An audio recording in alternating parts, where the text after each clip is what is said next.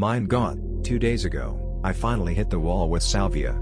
I mean, it was like jumping out of a car at 100 miles an hour, right into a concrete wall or something equally hard and soul-crunching. I'm no newbie to Salvia, having had many fun, strong experiences in the past. Ever since my first 10x experience, that left me in spasms of laughter, I had been intrigued by this sweet little old girl, the Green Goddess. Out here in Hawaii, it is rather popular with the locals, as Terrence McKenna planted the stuff all over the damn island.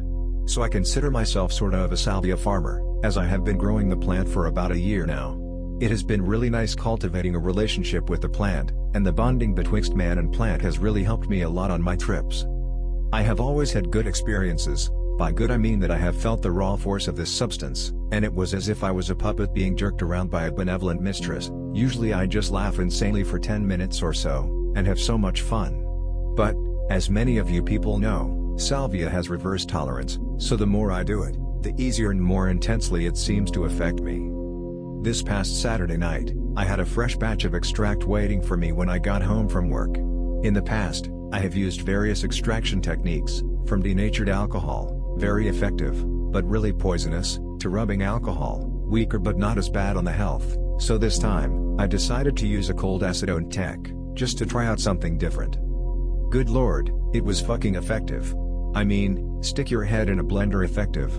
I chilled the leaf that I was gonna extract from in the freezer, then did the same with some acetone. When it was pretty damn cold, I just covered the leaf with acetone and stirred it for about 3 minutes or so. A quick decant and I then repeated the action. I combined the extracts and evaporated it down, then mixed the plain leaf I had set aside into the brew. It didn't turn dark at all, like enhanced leaf does with alcohol. I assumed that the tech didn't strip out much good stuff, but was still willing to give it a go. I called up a couple of buddies to come up and drink wine with me, and to have a good old night of drinking and salvia smoking with the boys. Personally, I like to combine my salvia with alcohol, especially vino, as it seems to potentiate it rather well. So they all come up to my house I share with 3 other people, including my girlfriend, and we start having a good old time. I had been drinking wine all day, while drying the extract, and was very buzzed even before my buddies got there. While we were drinking, I nearly smashed my hip from falling on concrete because I tried to kick the Christmas lights that were hanging off the garage for some unknown drunken reason. My standing foot went out from under me, and I came down hard. As you can see, I was pretty loaded, something to keep in mind as I relate this tale. Like I said, usually the lady likes to just play around with me, but maybe she didn't like the way I was being especially frivolous that night, what with all of the wild drinking and general nuttiness. Usually I try to approach powerful substances like salvia with more respect, but I was feeling footloose and fancy-free and didn't see the need for ritual that eve. Oh boy, soon I was to pay for my error. Big time. Now, I should probably also tell you that I have been doing a lot of tryptamines lately, AMT and ayahuasca, and my brain was feeling pretty loose as of late. As those who are in the know do indeed know, the tryptamines give a person a lot of fucking information to ponder. For the past 2 months, totally new dimensions have been opening up to me, and I have been doing my damnedest to interpret them. As a college student who is majoring in creative writing but minoring in psychedelics, I have been putting my brain through a hell of a lot lately. I'm just trying to figure out what in the hell brought on this experience that I'm about to relate. Salvia's weird stuff, no trip is ever the same. I have done everything from ketamine to LSD to DMT to Aya to just about everything else multiple times, and I'm struck by just how varying the experiences can be from time to time. Salvia was my lover, but that bitch pulled a Lorena Bobbitt on me, in short. Anyway, back to my tale of warped dimensionality. My buddies and I were in high drunken spirits when I felt the urge to bring out the freshly dried extract. I went and retrieved it from my room, and brought it out onto the porch where we were sitting. Casually, without any kind of ceremony other than that which you would do in the smoking of your everyday cannabis, I loaded the bowl of my friend's pipe with extract and hit it with fire. I remember tasting that familiar taste, kinda dark and lush, but good, too. That good smoke went deep into my lungs, and I held it in, waiting to take my customary 3 hits of good stuff. I didn't quite make it to 3 hits. For the first time, 1 hit was enough. I felt my lungs start to tingle. I think I told my friends that the salvia was indeed active and potent, then I was gone. Absolutely, inconceivably gone.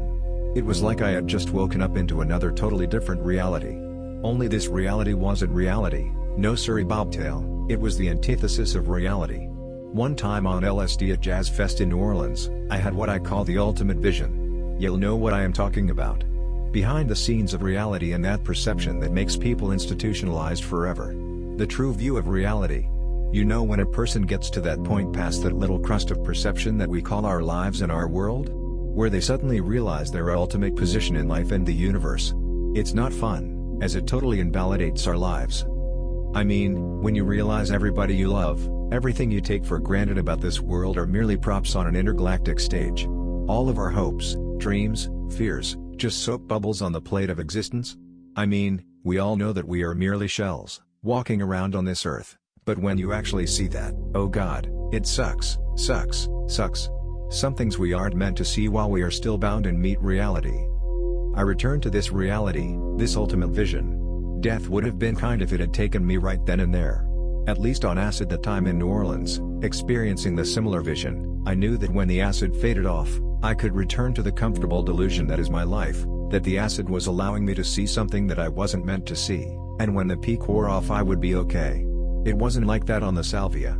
It was like suddenly, out of the blue, I was watching the credits roll on my entire life. I knew I was a goner. Even if I survived, what did it matter? You can't have infinity and humanity at the same time, they don't work well together. I vaguely remember hearing the conversations that were going on around me at the time at the table. Except that I didn't quite hear normal conversation, I heard the meta message that everyone was saying. For instance, one of my friends was talking to this chick he liked a lot, and he was telling her about his life. But instead of hearing things like my father is in the military, my mom is a nurse, my dog is named Fluffy and other such getting to know one another kind of thing, I heard, well, Crystalline Sheen finally did it, he broke through. I knew he would find the truth at some point. It was good being in his movie, let's all say goodbye to him, he's about to leave us, but watch out, you don't want to go with him now. The realization that my friends were cardboard cutouts just killed me. I mean, I would have been less shocked if my friends had pulled out a pistol right then and there and shot me. It felt like that, but so much worse.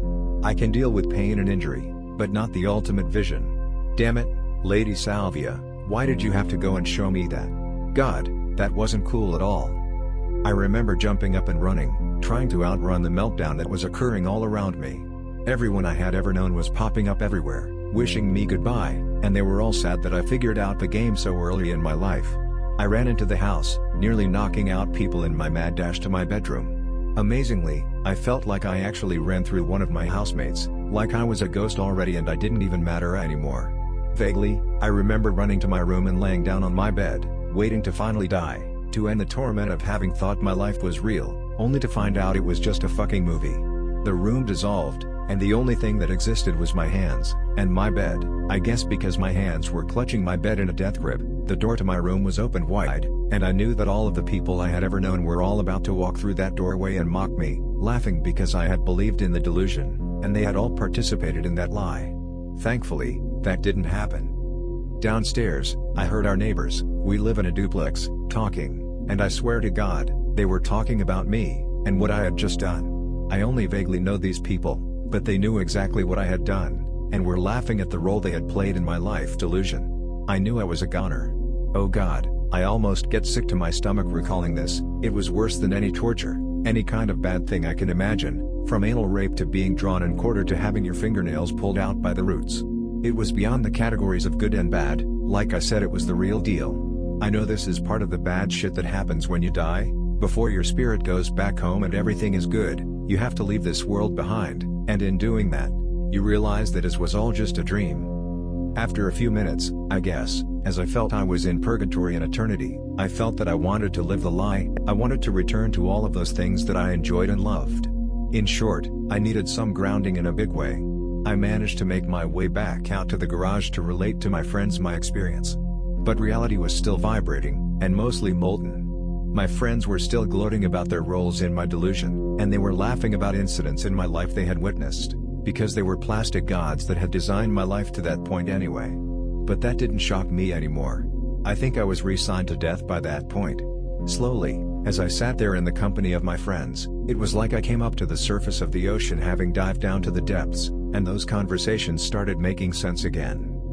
Suddenly, my friends were talking about normal, drunken subjects once again. It's as if mid-sentence, everything that they were saying starting making sense again, as pertaining to the great, wonderful lie that is reality, This is the weirdest part of the experience. I mean, it was like I was hearing subliminal messages in the voices of everyone around me or something. Scary. They were talking normally the whole time. Okay, I was back down after one of the most mind-blowing experiences of my life. I thought everyone would have been concerned about me, but hardly anyone thought I had even left. They all thought I had went to go take a piss or something. Oh man, I started riffing on the near-death experience I had just had. But this didn't seem to sway my friends any, and they immediately packed their own bowls and took off themselves.